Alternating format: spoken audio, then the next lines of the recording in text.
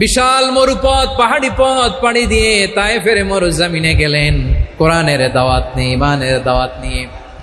কিন্তু তায়েফের লোকেরা বিশ্বনবীর দাওয়াতকে শুধু প্রত্যাখ্যান করেই থামে নাই, তারা বিশ্বনবীর সাথে অত্যন্ত খারাপ আচরণ করেছে, বিশ্বনবীকে শারীরিকভাবে হেনস্থা করেছে, আমার নবীকে শারীরিকভাবে অত্যাচার করেছে, আমার পেয়ারা নবীর গায়ে পাথর মেরেছে, বিশ্বনবীর গা বেয়ে ঝরঝর করে রক্ত ঝরেছে, নবী জামিনের মধ্যে লুটিয়ে পড়েছেন, আবার মেরেছে, আবার নবী হাঁটতে শুরু করলেন, পেছন থেকে আবার মেরেছে, আবার নবী রক্তাক্ত হয়ে জামিনের মধ্যে লুটিয়ে পড়লেন, আবার মেরেছে।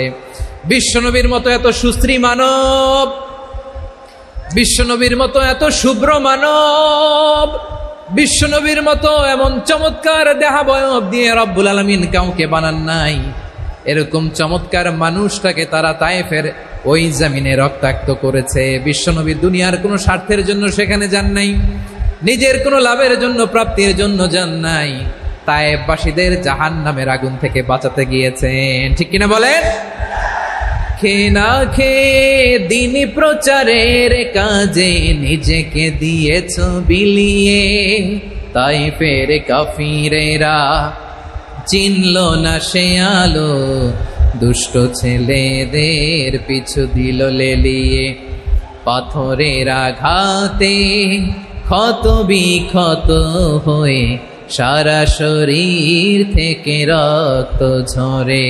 হে রাসূল তোমাকে ভুলি আমি কেমন করে, হে রাসূল তোমাকে ভুলি আমি কেমন করে।